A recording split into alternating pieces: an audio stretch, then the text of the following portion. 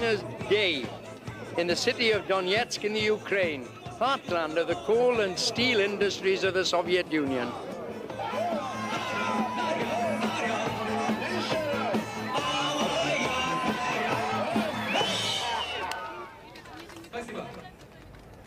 Donetsk, a brand new city, half as old as many of its 1 million people.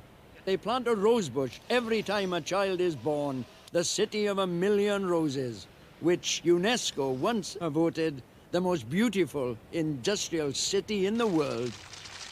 Donetsk, a turbulent city in revolt, heartland of a new workers' movement in a new Russia.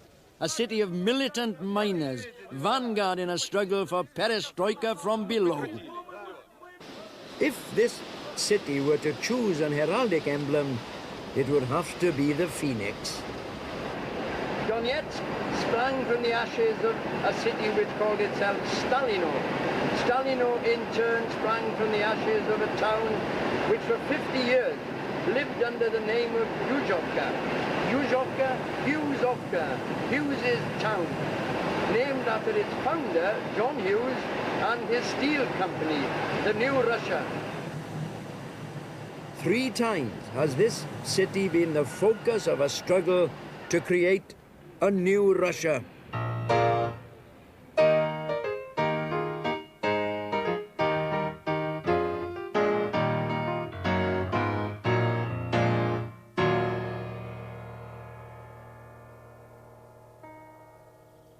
John Hughes was born here, in my hometown, Merthyr Tydfil, that other steel town.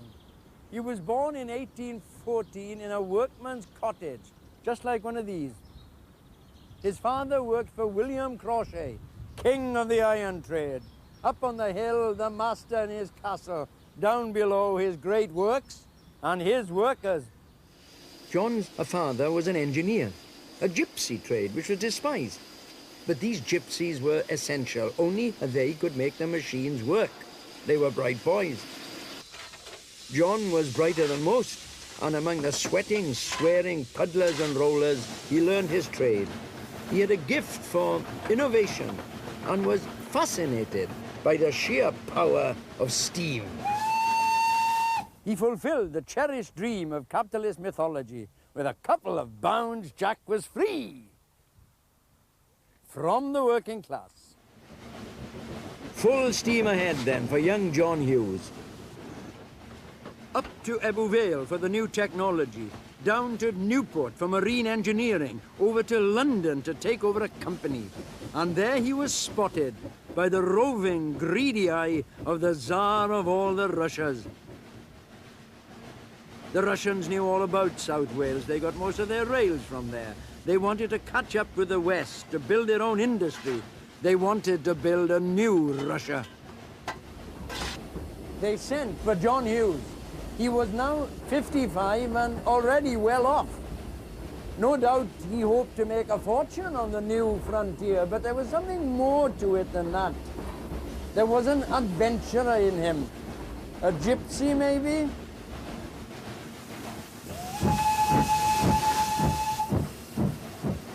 He looked like a Welsh nonconformist minister, but he was more like Crauchete and the other pioneering iron masters of South Wales. Like the Crauchetes, he took a land lease in the Ukraine and made a deal with the Russian government. He launched the New Russia Company, and in the summer of 1869, he was off. This was the golden age of British imperial capitalism, which was reshaping the world. Central to that capitalism was South Wales, which produced 1/3 of its iron and steel. Now imperial South Wales drove in a great arc right across Europe to land John Hughes here in the middle of nothing. The steppes of the Ukraine in the Donetsk basin, an empty land. A furnace in a summer, a deep freeze in winter. No country for brass monkeys.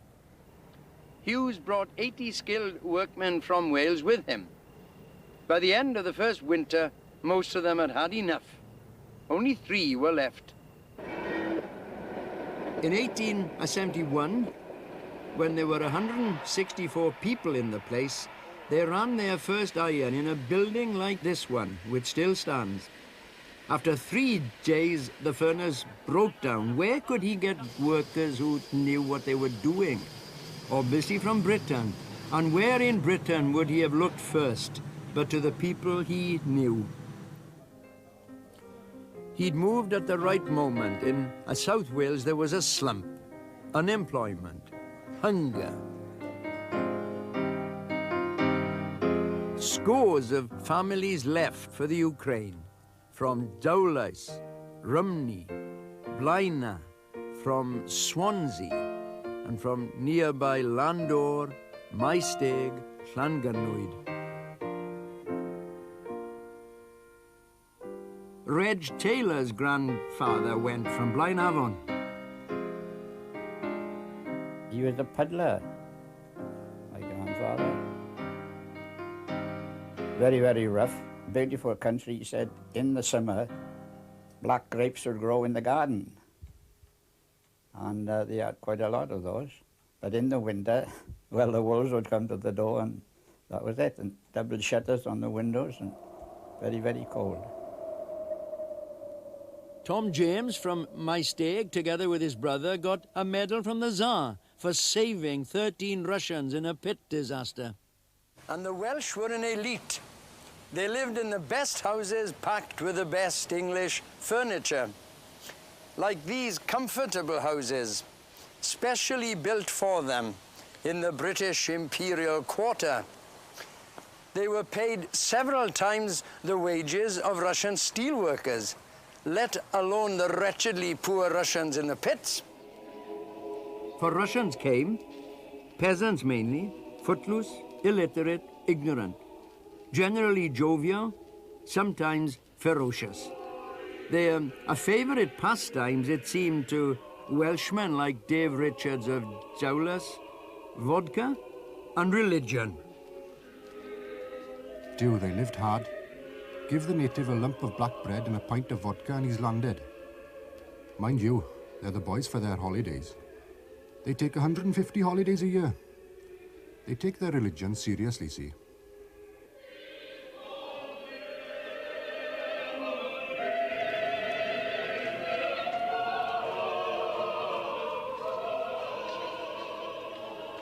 Jews came, driven back into the pale of settlement ghetto by the hatred of government and people alike. Artisans and merchants mostly. A third of the population cut down time and time again by vicious pogroms. The suspicious peasants of the Ukraine detested the place, wouldn't come near it.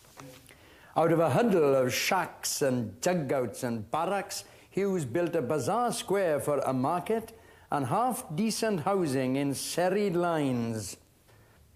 He built schools for British and Russians, churches for British and Russians, a hotel for his guests, and a hospital for his victims. And he built up the works, making the crucial transition from iron to steel with relative ease. There are 4 new blast engines and 2 new furnaces being built. The boiler shop is fine, better even than Dowlais. It's a very compact little works.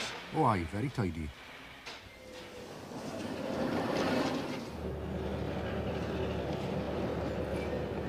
And Yuzovka broke through. It became a power in the land. All manner of enterprises clustered around the new Russia company over there. From France, Germany, Italy. Pitheads sprouted everywhere. There were over 40 nationalities in the place. The great industrial complex of the Donbass was born.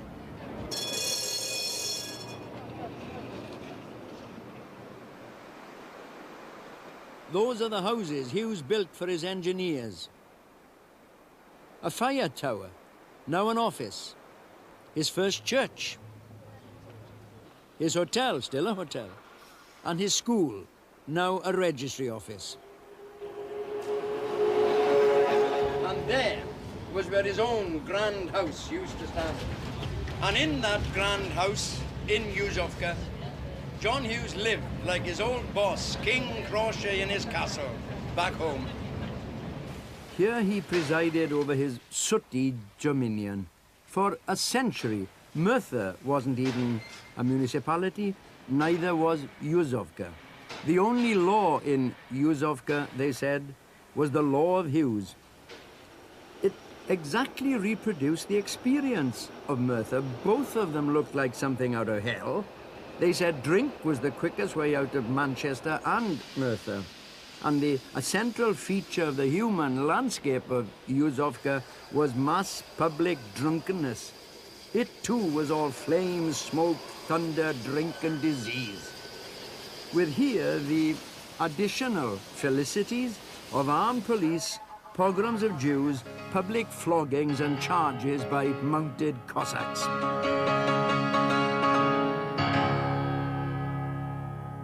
My mother used to tell me that the whole local population would rush into their houses when they heard the Cossacks coming. They could hear the thundering of hooves and the whoops, and then the Cossacks would come racing along the street, unpaved street, scattering chickens and ducks right and left, and the pigs were too slow to run. And that was the idea, because the Cossacks, being marvellous riders, would disappear over one side of the saddle, and the sabre would slash, and off would come a pig's tail, whang up into the air. And John Hughes became an enormously wealthy man, the largest landowner in the region, with the ear of St. Petersburg. And he acquired a Russian family, an unofficial Russian family, of course. His unofficial granddaughter, Nina Ivanovna, invited me to tea. Юз очень любил моего отца. И, значит, мою бабушку, Прасковью Сергеевну, ну, говорил, что жениться он не может на ней. His son Arthur, however, went home to Swansea to be married by a great Welsh preacher-poet. He brought over Anne Gwen Jones to be tutor to his children. The upper classes lived in splendour. We'd drive up a long avenue and be greeted by our hosts in splendid costume. They were extremely well-educated and cultivated.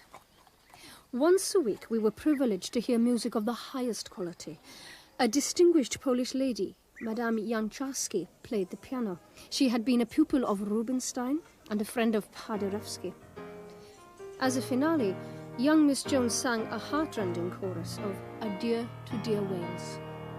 Adieu, thou dear land of the forest and fountain, the fate that divides us I deeply deplore.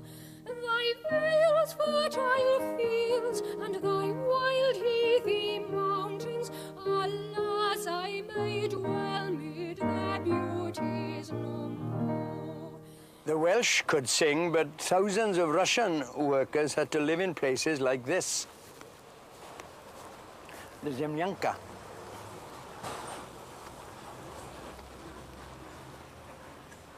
A trench 2 or 3 feet deep, earth floor, wooden frame with planks, earth roof, no ceiling. A door 4 foot high. Today only one family lives here. But in Hughes's time, many a place like this, 60 feet by 20, was home to 20 people in the summer, 60 in the winter, all huddled around a huge stove. Or else they huddled in bleak communal barracks, whole families living on shelves. If things were bad around the steelworks, they were frightful at the pits. These people lived worse than the dropouts in the flop houses of Moscow. They were ravaged by every kind of disease, above all by cholera. The cholera riots of 1892 nearly destroyed the place. After a famine in the previous year, cholera swept through the crowded and filthy settlements. There was panic. The masters sent for doctors and tried to isolate the victims in barracks. And there was an explosion. It started in the market. The doctors are killing us off, people yelled. Why don't the Jews and the English get cholera? Riotous crowds turned on Jewish craftsmen and merchants, looting, beating, killing. It degenerated into drunken anarchy. The center of Hughesovka was burned down. 80 people were killed. During the early Labour riots, I understand that at one time she had to hide in a railway truck in the railway sidings to keep away from all the trouble. Do you know for how long she was in the railway trucks? Oh, a couple of days and a couple of nights, I understand, yes. And were all the Welsh in there Yes, too? I think there were a lot of Welsh ladies there, all hiding together. And with traditional brutality, in came the Cossacks and the police with their killings, their hangings, their mass public floggings. They buried the victims. John Hughes himself had been buried in 1889. His 4 sons, Arthur and Ivor in particular, tried to run the works in the same spirit. They launched a sustained campaign to improve the lives of their workers. Their resolute paternalism was hemmed in by the Neanderthal mentality of the coal owners and the all-pervading presence and suspicion of the Tsarist police, who wanted their people kept ignorant, superstitious, and loyal. The Hugheses built these spacious houses for their skilled workers, glass houses, the Russians called them. They employed a resident architect who designed standard houses at rents ranging from 1 ruble to 16. They doubled their housing in a single year. The Hugheses started schools for girls. They established an educational tradition in Юзовка, which is remembered today, building school after school. Every effort to teach illiterate workers to read was stifled by the police. In this process, a great gulf opened up in Юзовка. On the one hand, the steel workers, many of the skilled men now Russian. Among them, a recognizable working class was emerging.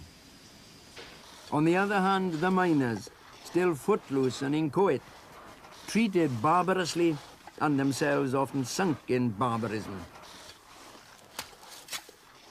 During riots, steel workers would turn out to defend what they'd come to regard as their own works against miners. Precisely the same thing had happened back in South Wales. And here, at a different level, of course, the division has persisted to this day.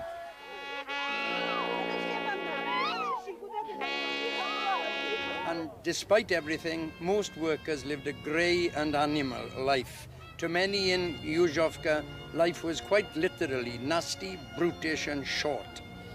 In 1916, the church registered the deaths of 700 men and 500 women. Only 52 of the men and 28 of the women died of old age.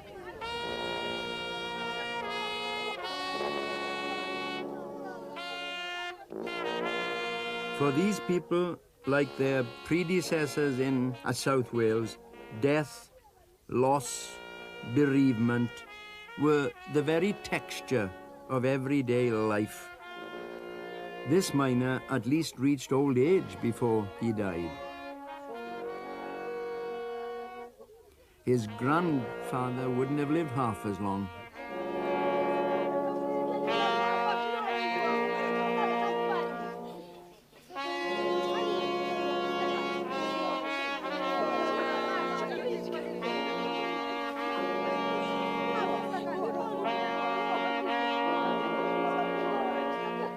At the beginning of this century, the Hugheses ran this town.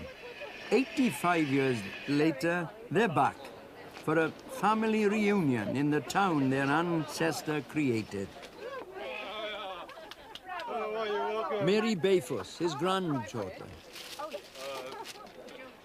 Most of the people here stem from his son, Albert. With them come descendants of some of Hughes's Welsh and British workers.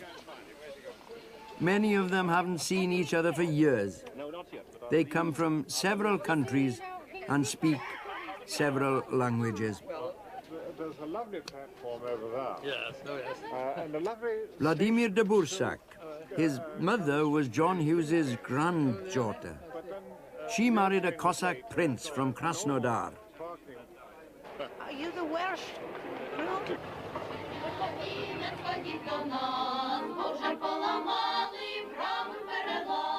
The Hugheses go on a tour of the town that was once theirs. I asked Vladimir de Bursak about the old days. We went, I wasn't at all politically interested, and I don't believe my family were. There was a Hughesovka, apparently, a very big revolt in 1903. I think it was mostly, of course, pay, and I don't think the living conditions, most of these people were really very, very good. In fact, Юзовка was often in turmoil. In these years before the First World War, trade unions and revolutionary movements mushroomed in Russia. Back in South Wales, these were the great years of the Fed, the almost legendary South Wales Miners' Union. There were unions and revolutionaries in troubled Юзовка, but they often had a dusty time of it. Strikes usually ended in what Russians call bunt, drunken anarchy, and an attack on the Jews. These workers didn't often shout, "Workers of the world unite." What they shouted was, "Kill the Yids."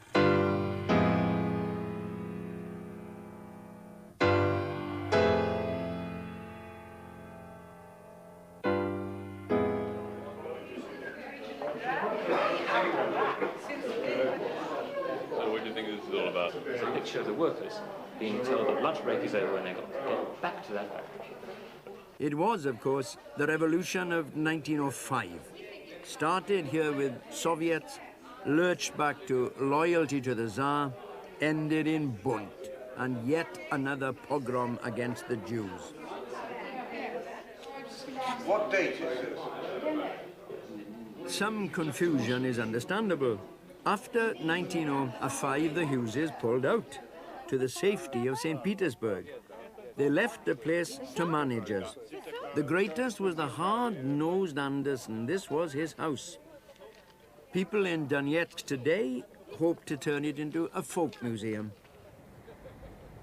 Anderson presided over a town without a civil society, a town where steelworkers hated miners, both hated Jews, and Ukrainian peasants hated the lot. Meanwhile, the Welsh there made hay while the sun still shone.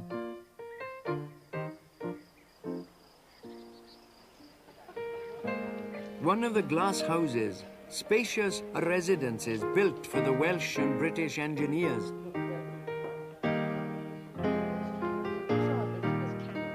And your father, you think, lived in one of these glass houses? That's what we now believe. I was born in one of them. Were you born in one of these? Yes, It was a rough place. Outside the walls were those dark and alien people. Every one of these houses had a peephole to keep an eye on them.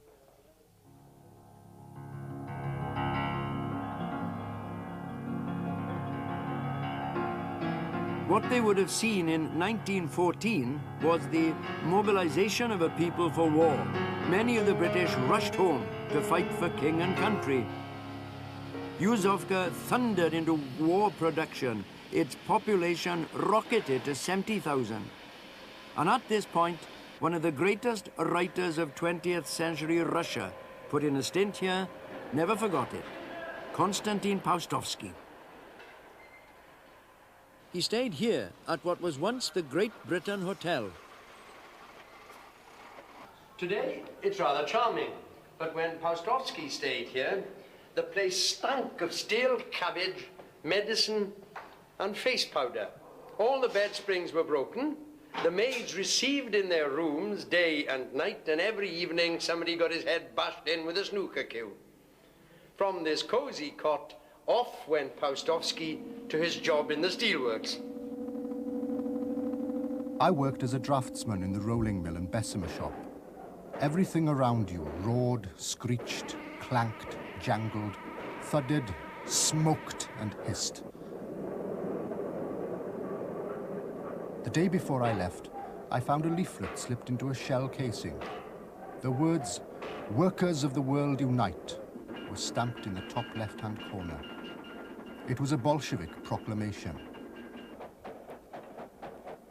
In 1917, Tsarism collapsed. Russia lurched into democracy, Soviets, mounting chaos. The Hugheses saw what was coming. They sold their great works and got out of it. Some didn't get away. My father was unfortunately buried alive during the revolution. He had gone on a hunting expedition with a friend of his and ran afoul of a Bolshevik patrol.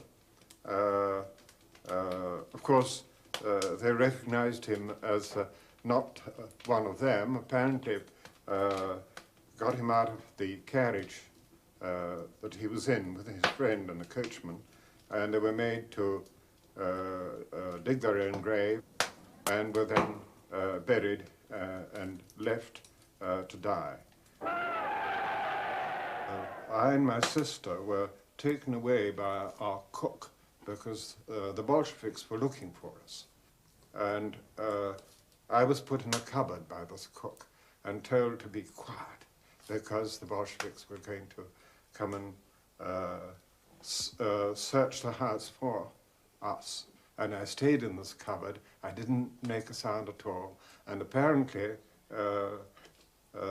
they bought a big gun, an artillery gun, and said they were going to blow the house up if the cook didn't allow it to be searched because they thought we were there. And the Bolsheviks went in and they searched the house and didn't find us. In the autumn of 1917, public order broke down in one last god-awful outbreak of bunt. The local Soviet ordered the destruction of 8 million liters of vodka which had accumulated during the war. The town went mad. Soldiers of the garrison joined in. Half the population got drunk and stayed drunk for days on end. Shops were looted, Jews fled. When a workers' militia marched up to restore order, they were denounced as defenders of the bourgeoisie and driven off. In the end, local Soviets had to send in 1,500 soldiers under the command of Bolshevik and social revolutionary commissars. It was only after they threatened to bombard the town with artillery that order was restored. Ну и как раз наступали, это красногвардейцы, эта власть-то менялась туда-сюда, то появятся красноармейцы, то появится другая власть, то Махно, то еще какие-то. Это я помню хорошо, что очень такие на фаэтонах озабоченные люди, и мы на станцию каравана и уезжать за границу. Они уезжали за границу. И бабушка моя очень плакала за ними, что-то за этими людьми. Они у меня перед глазами, эти люди, да, очень сожалела, очень. И просто у ней слезы текли, а я бабушка, бабушка. The flight of the British killed Юзовка and the new Russia company. A new town and a new Russia were about to be born. Adieu, thou dear land of the forest and fountain, the fate that divides us I deeply deplore. Thy vales, fertile fields, and thy wild heathy mountains